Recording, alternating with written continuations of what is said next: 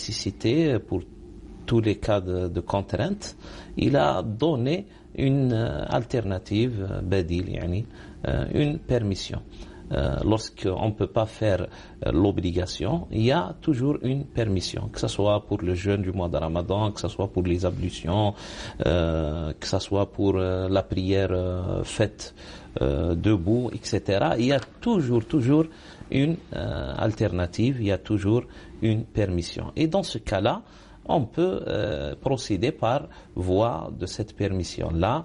إن كنتم مرضى أو على سفر أو جاء أحد منكم من الغائط أو لمستم النساء فلم تجدوا ماء فتيمموا صعيدا طيبا. C'est-à-dire lorsque vous êtes malade, et Allah Azza wa Jalla a cité d'autres cas, tels que le voyage, tels que c'est-à-dire le fait de ne pas avoir la quantité d'eau nécessaire pour faire ces ablutions, que ce soit les petites ablutions, que ce soit les grandes ablutions. On procède par voie d'ablution sèche qu'on appelle at-tayammum.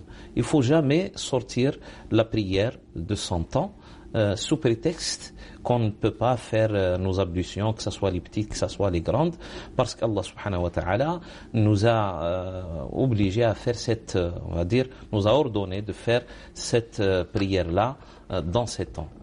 Inna as-salata kanat 'ala al-mu'minina kitaban mawquta. Alors vous allez procéder par voie de permission, par voie d'ablution sèche, le tayammum.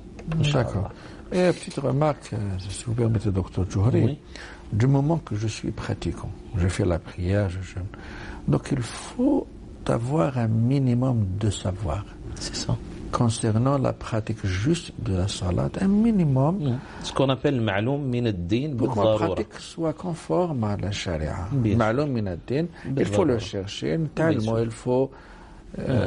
Et nos savants disent que le hadith, le propos au célèbre, c'est-à-dire du prophète sallallahu alayhi wa sallam, inna al-ilma faridatun ou al-ilmu faridatun ala kulli muslim, concerne cette connaissance-là qui est nécessaire pour les pratiques religieuses quotidiennes. C'est-à-dire tout musulman doit avoir un minimum de savoir. Un minimum. Et ça s'acquiert. Il faut avoir l'accès.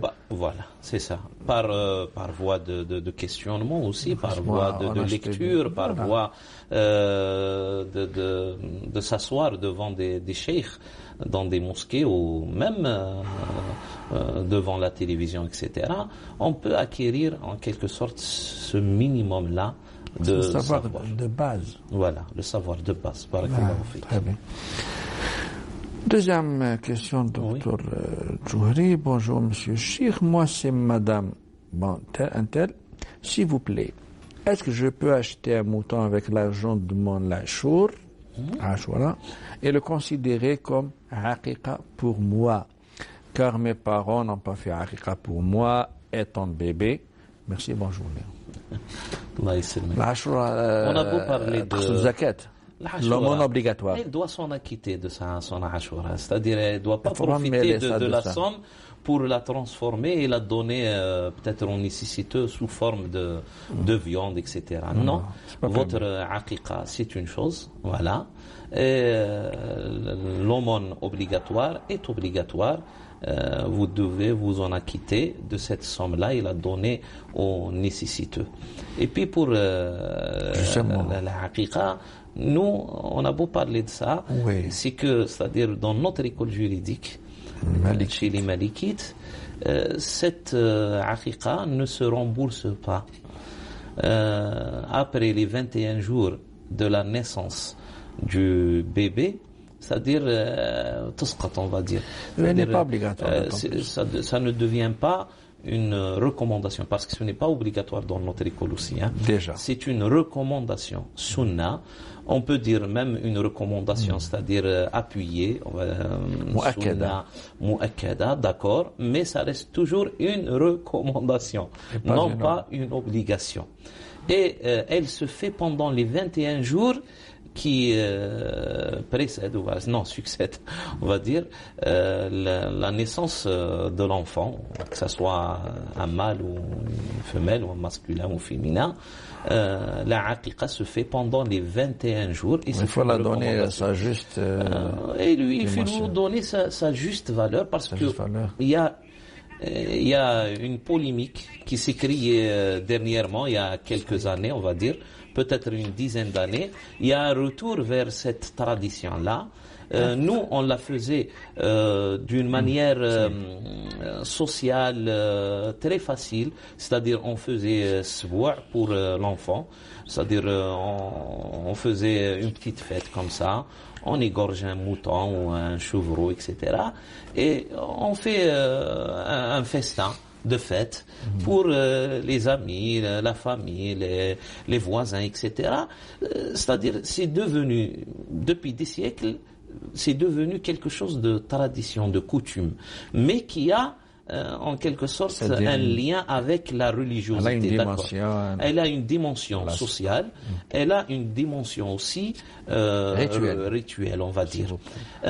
Ces dernières années, elle est devenue beaucoup plus rituelle, plus que sociale, parce qu'il y en a même ceux qui font la aqiqa, ils ne font, c'est-à-dire, ils font pas de fête, ils font pas, c'est-à-dire, ils ne manifestent pas leur joie, etc.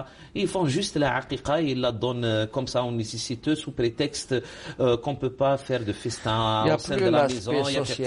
Voilà, c'est ça. C'est beaucoup ça. Relationnel. Le prophète sallallahu alayhi wa sallam, quand il a célébré la naissance, bien sûr la naissance de Hassan et Hussein, les deux fils de Fatima, alayha ridwan, et bien sûr, au premier lieu, c'est pour rendre grâce à Allah subhanahu wa ta'ala. Mais aussi, il y a un côté festif, il y a un côté socio-culturel qui accompagne ce rite-là. Et normalement, ça doit se faire ainsi. Et le fait de rembourser en quelque sorte cette aqiqa-là n'est pas recommandé dans notre école juridique malikite. Merci, Dr Johri. Nous avons au bout du fil Saïdi de Paris. Ah, Faïdi de Paris, je m'excuse. Allô? Allô, Faïdi de Paris. Elle nous écoute depuis les formes. Elle est toujours? Elle est toujours là? Toujours. Ah, très bien. Allô et bonjour. Oui, bonjour. Marhaba. Je pose ma question. Oui. Oui, mon mari il est décédé ça fait 6 ans, 7 ans, quoi. Et j'ai toujours pas touché l'héritage parce qu'il a une première femme. Parce qu'il a une première femme. Et la première femme, elle est blessée à la guerre d'Algérie. Ah, très bien. Elle avait ses 2 enfants qui étaient décédés. Et ses frères, qu'est-ce qu'ils ont fait Ils ont fait qu'elle a travaillé avec le Moudjahidine. Et donc, elle touche elle, et il touche son frère aussi, pour s'occuper d'elle. D'accord. Donc, mon mari, sa mère, elle a dit que je m'en occupe d'elle, donc ils sont occupés, et mon mari, il s'occupe pas. Il s'est remarié, voilà, avec moi. Et là, maintenant, ils disent qu'elle a le droit d'héritage. Est-ce qu'il l'a divorcée ou pas? C'est compliqué. Oui, elle est elle est toujours sa femme. Elle est décédée, là, il y a 3 ans. Avant, après lui. Oui. Ah, très bien. Non, c'est juste une Elle question. elle a une fille, elle a des enfants. Non, c'est-à-dire de son vivant, elle était toujours sa femme. Mais sa fille, elle est décédée aussi. Non. Non, c'est sa femme. La première Bon, femme. docteur Jolie va vous poser une question, s'il vous plaît. Salam alaikum, madame. Pardon? Salam alaikum. Oui, salam alaikum. Allah yahnik. Il n'a pas divorcé sa première femme. Non, il n'a pas divorcé. Il n'a pas divorcé. Très bien. Voilà. Et puis, vous aussi, c'est-à-dire, normalement, vous devez bénéficier de l'héritage. Alors, vous aurez, Inch'Allah, un 16e. un 16e. Et elle aussi un 16e. Elle a le droit à l'héritage, C'est-à-dire elle. vous allez partager le 1/8 de l'héritage de ce défunt, Inch'Allah. Non, mais elle a le droit de toucher l'héritage. Bien sûr qu'elle en a le droit de toucher. Mais elle est décédée. Elle est décédée après lui. Mais c'est qui touche après? C'est qui touche, ça doit être reversé à ses héritiers. À ses héritiers, à ses enfants. Elle en a des enfants. Non, elle n'a pas le droit à ses enfants parce que Pourquoi? ils disent qu'elle n'était pas mariée. Ils ont fait les papiers, elle touche Là, c'est un peu compliqué. C'est par rapport à c'est par rapport au papier. Mais aux yeux de la charia, elle était sa femme, non? Oui, mais c'est les neveux qui touchent parce qu'elle n'est pas mariée. Ils disent qu'elle n'est pas mariée. Alors, elle était considérée comme étant divorcée, c'est ça? Il n'a pas divorcé, lui. Hein. Mais par les papiers, elle était divorcée? Elle n'est pas divorcée avec lui. Hein. Mais ils ont fait les papiers pour qu'elle touche l'argent. Parce qu'elle a travaillé avec les Moudjahidines. Ils ont dit qu'elle n'était pas mariée. Elle a travaillé avec les Moudjahidines. C'est un peu compliqué, madame. C'est un peu compliqué. C'est-à-dire ils ont fait de sorte qu'elle soit divorcée de lui pour qu'elle touche en quelque sorte cette, je sais pas moi. Donc ils disent qu'elle n'est pas mariée, mais du moment qu'ils ont falsifié les papiers, déjà ça descend tomber dans le péché, mais quand même, voilà. On vous laisse le numéro de téléphone, Inch'Allah. On va lui laisser le numéro de Dr Djouhri après l'émission. Après l'émission, elle vous contacte. Mais aux yeux de la société, aux yeux de la loi, elle n'est pas mariée. C'est-à-dire qu'on peut donner directement la fatwa. Un mariage coutumier. Non, mais ils ont falsifié les papiers pour qu'elle soit divorcée, pour qu'elle bénéficie de la pension. La pension, donc elle n'est plus sa femme. Elle n'est plus sa femme. Voilà. Du moment qu'ils ont falsifié, ils ont falsifié de son vivant, et avec son plein gré, elle est considérée comme étant divorcée. Est-ce qu'ils ont falsifié de son vivant? Voilà, c'est ça. Est-ce qu'ils ont, s'ils ont falsifié de son vivant, elle n'est plus sa femme? Elle n'est plus sa femme. Si cette falsification-là est faite après la mort de votre défunt mari, là, elle en a droit toujours de bénéficier de l'héritage de ce qu'il a légué derrière lui. C'est ça, docteur. Bon, docteur Djouhri, je m'appelle Lisa et je souhaiterais vous poser une question qui est la suivante. Oui. Ma grand-mère paternelle, qui est décédée il y a environ 3 mois, m'a dit peu de temps avant qu'elle meure, que son mari, c'est-à-dire mon grand-père paternel, qui est décédé il y a environ 10 ans, qu'elle a dû interrompre le jeûne pendant 12 jours lorsqu'il venait tout juste de se marier, car il est tombé très malade, alors il n'a pas pu jeûner pendant 12 jours. Mais le problème, c'est qu'il n'a jamais rattrapé ou jeûné après guérison et n'a pas donné de sadaqa sur ça. Il a délaissé, c'est-à-dire. Donc, à présent, je souhaiterais savoir si je peux faire quelque chose pour lui, docteur. Oui, vous pouvez rembourser à sa place. Ça restera toujours une dette. Le jeûne et la sadaqa. Le jeûne et la sadaqa, bien sûr. Le jeûne, ça sera fait par ses héritiers, parce que ça restera toujours une dette. Et Inch'Allah Azza wa Jal, Allah Azza wa Jal va accepter. Alors la sadaqa pour le retardement, pour chaque jour nourrir un nécessiteux et rembourser cette dette-là du moment qu'il était parmi les vivants quand il a atteint la guérison et il n'a pas remboursé. Ça restera toujours une dette. Si vous avez un autre avis, Maître Migari, peut-être j'ai... Donc elle peut faire quelque chose pour lui. Voilà, surtout la sadaqa. D'accord. Bon, une autre question. Je vis avec un Tunisien en France, peu importe l'air. Et nous n'avons... Oui, un musulman, oui. Et nous n'avons pas fait le halal. Nous allons bientôt nous marier. قل سؤال سمحوا لي mais un peu plus. Et le halal est-il obligatoire? Merci de m'expliquer ce que nous devons faire. Ce que vous devez faire, oui. Mais le fait de dire, parenthèse, Bien avec sûr. tout le respect pour la dame, est-ce qu'il est obligatoire le halal? Le fait de dire qu'on n'a pas fait le halal, vous reconnaissez le haram. Voilà, on n'a pas fait le halal. Ben oui. Donc, vous qualifiez cette situation-là d'être une situation dire, illégale. Demander qu'est-ce qu'on doit faire, oui, on va voir, mais est-ce qu'il est obligatoire de faire le halal? Maintenant, si on dit que non, vous restez dans le halal. C'est. Bon. Docteur Jouhri. D'abord, cette personne-là, elle a un nom et un prénom français qu'on n'a pas cité. Oh, bien sûr. Ça veut dire peut-être, à 99,99%, qu'il s'est converti à l'islam. Qu'est-ce que l'on entend par le halal? Peut-être pour lui, le halal, c'est un mariage, une procédure, un mariage religieux. Non, voilà. Le halal, c'est en quelque sorte rendre une relation entre un homme et une femme licite et légale. Voilà, c'est ça que ça veut dire le halal. Et du moment qu'ils sont en concubinage, on va dire illégal, ils doivent faire une séparation directe.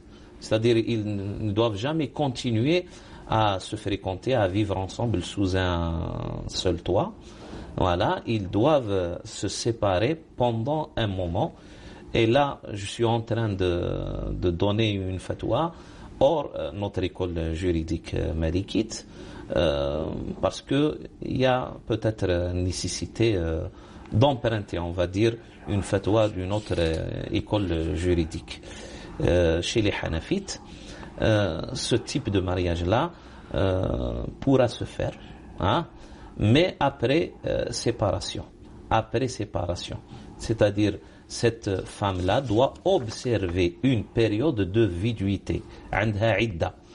Cette période de viduité-là, c'est une période de viduité après fornication, parce que toute cette vie que vous avez menée ensemble était une vie illégale, par rapport à une relation illégale par rapport aux enseignements de notre religion. Et après fornication, toute femme qui a commis un acte de fornication doit faire une période de viduité qui est à peu près de 3 mois environ, 3 cycles de menstrues ou de menstruation. Et après, vous allez, Inch'Allah, légaliser votre relation, c'est-à-dire faire le halal et se marier même à la mairie. Faire le halal, ça veut dire légaliser cette relation-là avec les piliers du mariage. Et il y en a 4 piliers. Il y a les témoins, il y a la dot, il y a le consentement des 2 époux et bien sûr l'accord ou l'approbation du tuteur de la femme, si elle a un tuteur en quelque sorte concrétisé par la formule prononcée. Voilà, concrétisé par la formule. Alors vous devez au premier lieu vous séparer pendant une certaine période qui n'est pas moins à peu près de 3 mois. Voilà. Période de viduité. Qu'on appelle une période de viduité. Voilà. Et vous ne pouvez pas être, c'est-à-dire dans le même foyer pendant cette période-là, jusqu'à ce que vous vous mariez. D'accord. Inch'Allah. Nous avons au bout du fil Monsieur Awad de France. Allô, Monsieur Awad. Marhaba. Allô, salam alaikum. Salam, rahmatullah, marhaba, bonjour. نحب نسقسيك يا شيخ انا يا روتي Oui. انا نخرج على 5 تاع الصباح وندخل على 19 دو سوار فوق الصلاه ما عنديش الوقت باش ندير صلاه كيفاش ندير انا كي نوصل العشيه نصلي زوج ركعات فرش السباط. Moi, qui vous a donné cette fatwa de prier 2 rak'at? ما فهمتش. شكون فتالو؟ تقصير يقصد. قصر. Voilà, من المغرب صليه ثلاثة. المغرب نصليها ثلاثة. المغرب نصليها ثلاثة. par contre les autres نصلي زوج. Ça prend une journée le voyage. C'est-à-dire un aller-retour pendant la journée, même journée. روتية شحال يقطع؟ 80 كيلومتر. معناها سنالي. Combien de distance, c'est-à-dire quelle est la distance que vous parcourez? 80 km. 80 km. Bon, c'est là juste la. Mais est-ce que vous pouvez pas faire votre prière, Inch'Allah, pendant le travail? Parce que vous vous arrêtez, vous prenez peut-être un café, vous prenez votre soupi ou votre, je sais pas moi, à midi. Est-ce que vous n'avez pas au moins, je sais pas, 5 minutes pour faire la prière et rassembler le Dhuhr et l'Asr? Bon, pour la prière de Subh, même vous pouvez la faire en étant, c'est-à-dire dans votre cabine. Vous garez pour 2-3 minutes, vous faites votre prière, Inch'Allah, même dans votre cabine. Hein. Bon, pour bien expliquer, si vous étiez, vous le conducteur, bon, voilà, c'est ça. Voilà, avant le lever du soleil, avant, c'est-à-dire la prière de Subh doit se faire avant le lever du soleil. Je me gare. Même que je n'ai pas le temps de faire mes ablutions, si je n'ai pas fait mes ablutions à la maison, il faut se préparer, c'est faisable. On peut faire ces ablutions, sinon, avant de sortir. Sinon, on peut même utiliser les ablutions sèches avec une petite pierre qu'on a dans notre cabine, en étant assis comme ça, en étant garé, assis. Voilà, on peut faire sa prière, Inch'Allah. Si vous avez peur de sortir, de laisser, je sais pas, le camion, ça prend etc. 3 minutes. Voilà, 2-3 minutes, et vous faites votre prière. Pour la prière de Dhuhr et l'Asr, quand vous allez peut-être faire, voilà, dans une aire de repos comme ça, voilà, prendre votre, on va dire, déjeuner à midi. Voilà, votre déjeuner à midi, ou même vers 13h. Vous pouvez encore faire votre prière, ça ne prend pas vraiment ce temps-là. Pour la prière, le Maghrib et l'Aïcha, parce que vous allez retourner à la maison, vous allez faire cette intention-là de retarder le Maghrib jusqu'à l'Aïcha en faisant l'intention du retardement de prière, ta'khir as-salat. Et vous allez rassembler les deux prières. Et vous avez là, si vous êtes à la maison, vous n'avez plus le droit de faire la prière de l'Aïcha en 2 rak'at, c'est-à-dire le raccourcissement de la prière. Parce que ça y est, votre voyage est fini du moment que vous êtes rentré à la maison. Et Salat al-Maghrib reste toujours 3. Bien sûr, la prière de Maghrib. Alors, l'intention de faire ce retardement-là ne fait pas sortir la prière de son temps réel. Parce que cette intention-là sera, Inch'Allah, écrite auprès d'Allah subhanahu wa ta'ala comme un accomplissement au temps de cette prière-là. C'est-à-dire même, ينويها يأخر الصلاة et puis تكتب عند الله عز وجل أداء وليس قضاء. Ce n'est pas un remboursement, mais c'est un accomplissement à 100 ans, du moment que vous avez fait déjà cette intention-là de la retarder et de l'assembler avec la prière de l'Aïcha. Docteur Djouhri, lorsqu'on est pratiquant, on veut continuer pratiquant. Ouais, c'est ça. Et demeurer pratiquant. Il faut l'effort. Ouais. Il faut se débrouiller. Comment on se débrouille pour les choses de la vie? Il faut faire l'effort. Non, il y a une chose. Quand on a envie de prendre un café, on se gare pour prendre un café, prendre son temps, peut-être fumer une cigarette pour ceux qui fument, etc. Pour faire même ses besoins naturels, etc. On prend aussi son temps. Pour prendre son déjeuner, on prend aussi son temps. Et la prière doit être faite ainsi aussi. C'est-à-dire, on doit la faire rentrer dans nos soucis, nos préoccupations et lui faire de la place dans notre quotidien. Voilà. Docteur Djouhri, nous allons vers Hagda en toute petite transition, Inch'Allah. Nous revenons après un instant. Restez avec nous, Inch'Allah.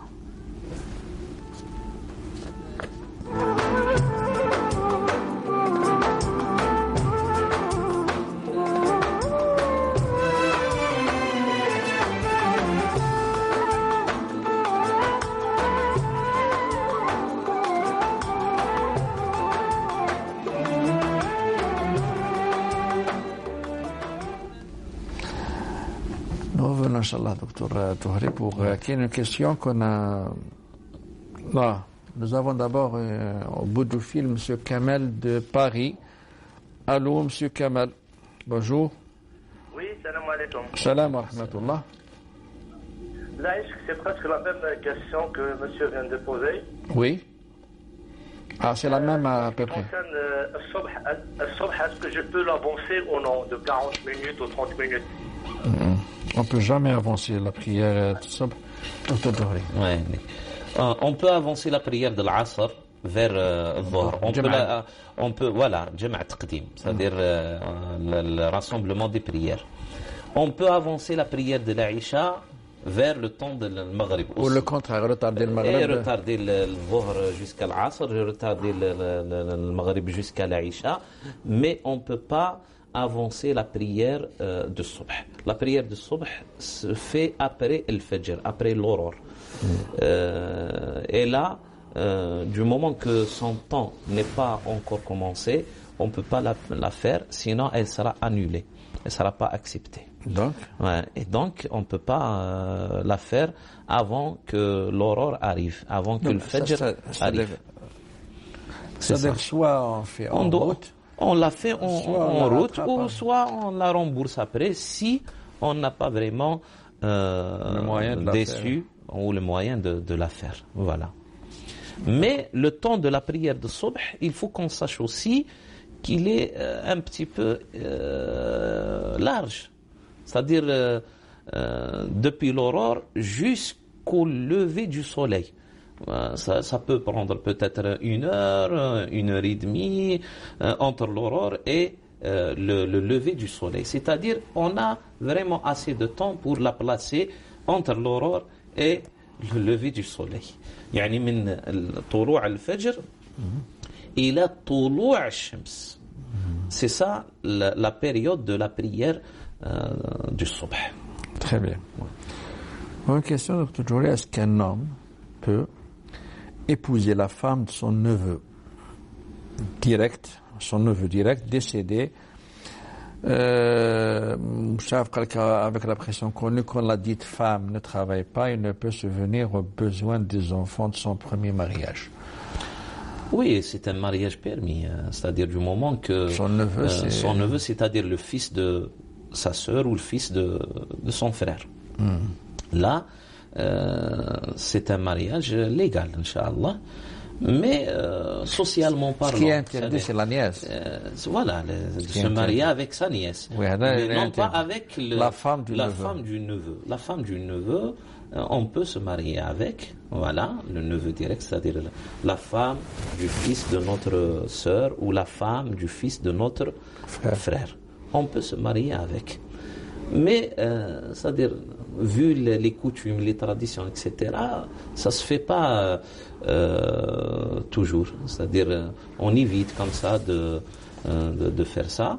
Mais chez nous, ça existe aussi une autre coutume. Quand un frère meurt, il y a son frère qui peut prendre sa femme et l'épouser pour que les enfants restent toujours au sein de la famille paternelle, on va dire.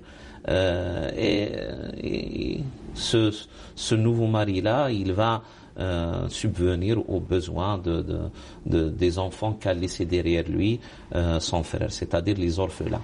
Mais il y a une autre méthode aussi. Du moment qu'ils n'ont pas de source, vous pouvez leur donner, c'est-à-dire subvenir à leurs besoins, sans vous marier avec leur mère. Voilà, vous pouvez le faire aussi. C'est-à-dire, vous pouvez faire ça, comme vous pouvez seulement donner de l'argent et non pas épouser cette femme-là. Bon, mis à part les coutumes et la tradition, pour la religion, c'est permis. C'est un mariage légal. D'accord. Voilà. Je vous demande de me guider. Non, avant ça, c'est un peu long. Je vis en France et je suis fonctionnaire. Mon employeur propose de souscrire à un plan épargne entreprise appelée PEE. Je sais pas. Voilà. Le principe est de verser chaque mois une somme d'argent et l'employeur nous verse une autre somme en contrepartie de notre versement.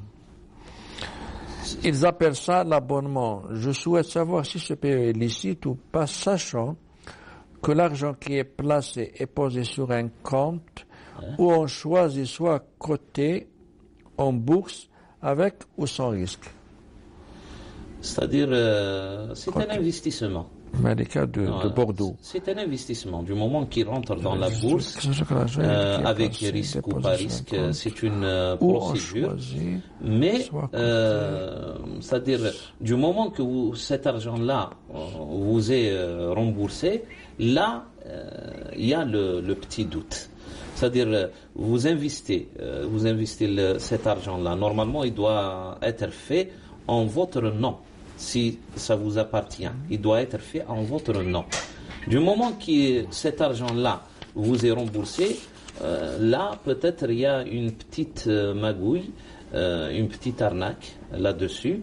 Il faut éviter. Voilà. Du moment que c'est vous qui versez l'argent-là, peut-être au nom de cette société-là, et cet argent-là vous est remboursé, ça veut dire qu'il y ait une déviation de cette loi-là, qu'il y ait une mauvaise, en quelque sorte, voilà. Peut-être ça rentre dans la ruse. Hein, et la ruse avec la loi n'est pas permise aussi. C'est-à-dire, on ne détourne pas une loi, on ne détourne pas une transaction, etc. par ces ruses-là. Voilà.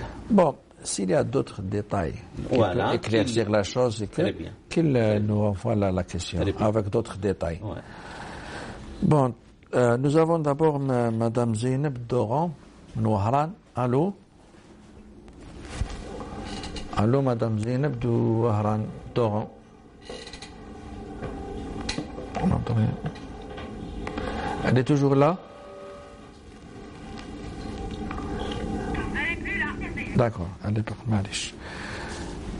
Je trouve la question, je m'appelle Rihem. Bon, et j'ai deux questions. Jazakumullahu khayran. Je suis étudiante et je n'ai pas la possibilité de prier à l'université. Du coup, je rattrape mes prières lorsque je rentre chez moi. Dohr, Asr et Maghrib. Est-ce que ça est valable? Bon, oui, c'est valable, oui. Alhamdoulilah, c'est valable. Mais vous avez raté en quelque sorte la récompense, la grande récompense d'accomplir votre prière en son temps. Voilà. Peut-être pendant quelques jours de l'année, lorsque, c'est-à-dire le jour est plus large que la nuit, peut-être que vous allez rentrer, Inch'Allah, avant la prière de Maghrib. Là, il n'y a pas de souci. Vous faites seulement l'intention de retarder la prière de Dhuhr jusqu'à la prière de l'Asr, et le temps de la prière de l'Asr s'étale jusqu'à vraiment ce qu'il en reste juste un petit moment avant le coucher du soleil. C'est-à-dire, vous avez tout ce temps-là de faire votre prière depuis, on va dire, 13 heures, comme ça, depuis le commencement de la prière de Dhuhr jusqu'au coucher du soleil. Là, si vous faites votre prière du Dhuhr et à l'Asr avec l'intention de retarder la prière du Dhuhr jusqu'au temps de la prière de l'Asr, vous serez en toute tranquillité, c'est-à-dire vous auriez accompli votre prière en son temps, c'est-à-dire la prière de Dhuhr et la prière de l'Asr. Si vous faites sortir la prière de Dhuhr et l'Asr jusqu'après le coucher du soleil, ça sera un remboursement, et un remboursement de prière ne sera pas récompensé comme un accomplissement de cette prière-là dans 7 ans. Sauf s'il y a vraiment une contrainte. Voilà. Sauf s'il y a une contrainte. Aucune issue. Et du moment que c'est une femme, peut-être qu'elle ne trouve pas un lieu pour faire sa prière, peut-être qu'elle n'a pas les habits pour faire la prière, c'est-à-dire elle n'a pas le khimar, etc. Là, Allah subhanahu wa ta'ala est pardonneur. Très bien. Sa deuxième question, elle a deux questions. Rihem. Ma deuxième question, faut-il prier à l'heure exacte de la prière, ou peut-on prier jusqu'à le début de la prière, généralement avant le début. Avant le début. Juste avant le début. C'est ça. C'est ce qu'on a expliqué. D'ailleurs, il y a un hadith, un propos très célèbre du prophète sallallahu alayhi wa sallam que nos jurisconsultes toujours évoquent. Le propos du prophète sallallahu alayhi wa sallam dit que من أدرك ركعة من العصر قبل أن تغرب الشمس فقد أدرك العصر.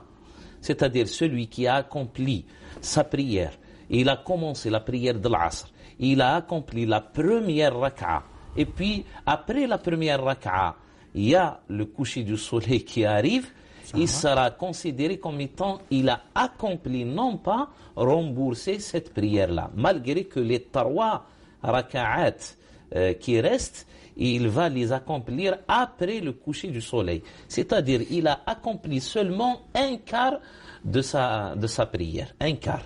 Mais il a atteint le temps de la prière de l'Asr. من أدرك ركعة من صلى ركعة من العصر قبل أن تغرب الشمس فقد أدرك العصر. C'est-à-dire, on peut placer aussi avec اسمه الجمع الصوري. الجمع الصوري. Qui n'est pas vraiment il ressemble au jama'. Il ressemble au rassemblement de Mais finalement, de on a fait chaque prière en son temps. En son temps. C'est-à-dire, on prie الظهر juste à la fin de son temps. ولو ركعة واحدة. ولو. في وقتها. Voilà. ثم Et يدخل puis, وقتها. il y a le temps de la prière de l'Asr qui arrive. Même si on accomplit les 3 raka'at après qu'on a entendu l'adhan, voilà. أدركنا الوقت بركعة. Mais, voilà, c'est ça. On est considéré comme étant qu'on a fait notre prière dans son temps. D'accord. Voilà. On a rassemblé, en même temps on a fait le... Voilà, c'est ça. يسموه الفقهاء الجمع الصوري. الشكلي يعني. entre الظهر والعصر. Voilà. Bon, il y a beaucoup de salades qui concernent la prière. Là, une question, que je me lève pour pratiquer ma salade de sobh. Actuellement, sur le calendrier, c'est marqué dans la colonne soit sobh ou fajr. L'heure 6h30 et shuruq 7h49. Voilà, c'est ça. Je souhaiterais savoir la commencer pour 6h30. Est-ce que j'ai le temps de la pratiquer avant 7h49 qui est l'heure de shuruq? Voilà. Et après, je dois refaire une autre après le shuruq ou pas. Car je vois des personnes parfois qui pratiquent la salade entre 8h30 et 9h30 avant 10h. Quoi? J'ai du mal à comprendre sobh et fajr, quelle différence, car j'ai du mal à distinguer la salade sobh, c'est-à-dire voir à quelle heure faut l'arrêter. Bon. Allez, Inch'Allah, explique. Inch'Allah, qu'on pourra expliquer. Oui, voilà, c'est ça. Il y a un amalgame entre le Fajr et le Fajr. Il y a qui confondent, on va dire. Le Fajr et le Subh. Chez nous, c'est les musulmans de l'Afrique du Nord. Elle est perplexe. Non, chez les musulmans de l'Afrique du Nord, l'Andalous, etc., la prière obligatoire, on l'appelle as-Subh. La prière obligatoire. مش رغيبة الفجر. مش رغيبة الفجر. الراتبة والرغيبة كيف. Chez les mashriqites, c'est-à-dire les musulmans du Moyen-Orient, etc., eux, ils appellent cette prière-là qu'on appelle nous as-Subh, ils l'appellent al-Fajr. C'est-à-dire, ils font le contraire. Il y a la prière de al-Fajr. Le Fajr, c'est le temps. Mais la prière chez nous, qui est obligatoire, c'est la prière qu'on appelle as-Subh. Alors, on pratique 2 raka'at avec l'intention d'une recommandation. Sunnah, Raghibat al-Fajr. On fait les 2 raka'at, la première prière, juste après l'appel. Voilà, l'appel de la prière de Subh. وإن كان الصلاة خير من النوم. Voilà. On fait les 2 raka'at del Fajr, qui est une recommandation, sunnah. Et puis, voilà, on peut se rassembler, si on est dans une mosquée, même dans une maison, etc., à 2, à 3, à 4, etc., pour faire la prière obligatoire, telle que Dhuhr, ou l'Asr, ou le Maghrib, ou l'Isha, qu'on appelle as-Subh, avec cette intention-là, parce que c'est l'intention qui guide l'acte. D'accord. Alors, la première, c'est une recommandation, sunnah, Raghibat al-Fajr. Ah. Et la deuxième, on fait avec l'intention de la prière obligatoire. Voilà. Et le temps, c'est entre, comme vous dites, 6h30, par rapport à votre calendrier, 6h30, on va dire, jusqu'à 7h49. Vous avez 1h20 pour faire votre prière. C'est mieux de la faire pendant son premier temps, c'est-à-dire entre 6h30 et 7h, 7h15, etc. Ce qu'on appelle al-waqt, l'ikhtiyari. Et puis après un certain moment, il y a de la lumière à l'horizon, mais il n'y a pas encore le lever du soleil, ou ce qu'on appelle, c'est le crépuscule peut-être. Le crépuscule, c'est après le Maghreb peut-être. Oui. Mais ça ressemble. Shafaq. Et Sabah, ils se l'isphère. L'isphère. C'est-à-dire il y a une petite lumière comme ça qui se dégage petit à petit à l'horizon. Et on peut même voir les visages, etc. Voilà, barakallahu fik. Après un certain moment, peut-être une demi-heure, 45 minutes, etc., il y a le temps préférable qui s'écoule. D'accord. On doit accomplir la prière pendant son temps préférable. Et on ne peut pas la retarder jusqu'au temps obligatoire, sauf s'il y ait une contrainte. Pour la prière de 8h du matin, de 9h du matin, de 10h du matin, etc., c'est une autre prière recommandée aussi. Ce n'est pas obligatoire de la faire, mais c'est recommandé, sunnah, ça s'appelle Salat al-Duha. Un appel au bout du fil, nous avons Madame Assia de Nantes, si j'ai bien entendu.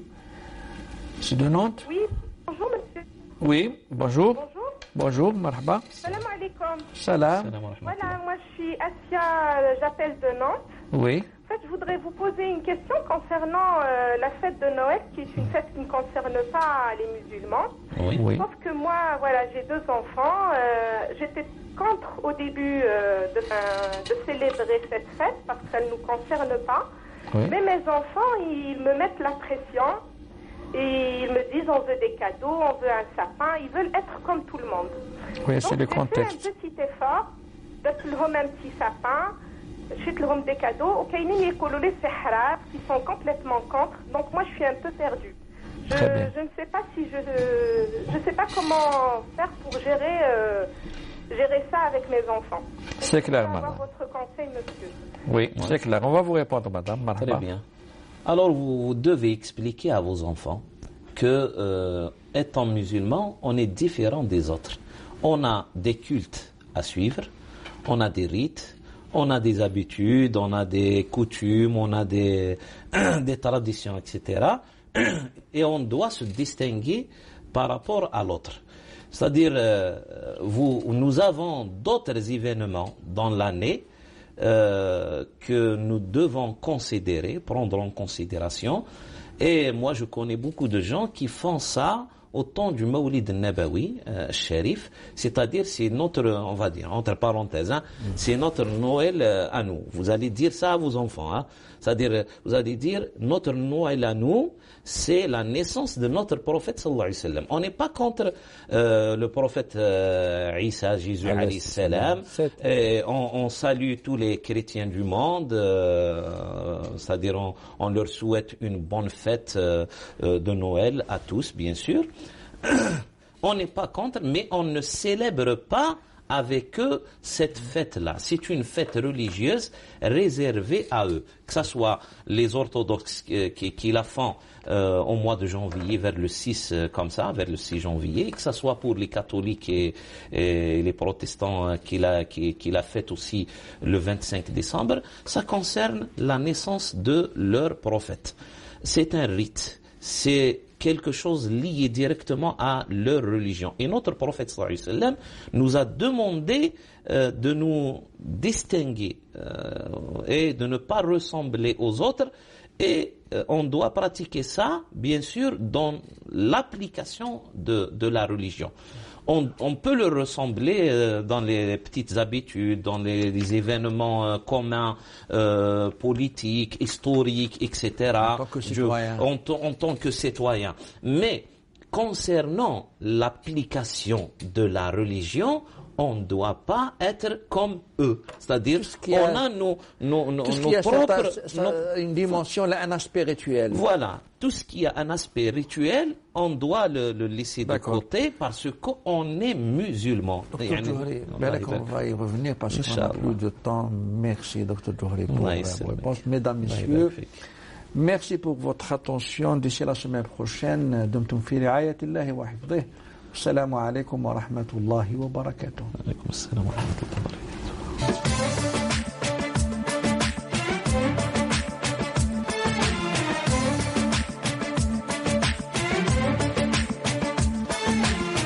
يا رب العالمين الله الله صل على طه الأمين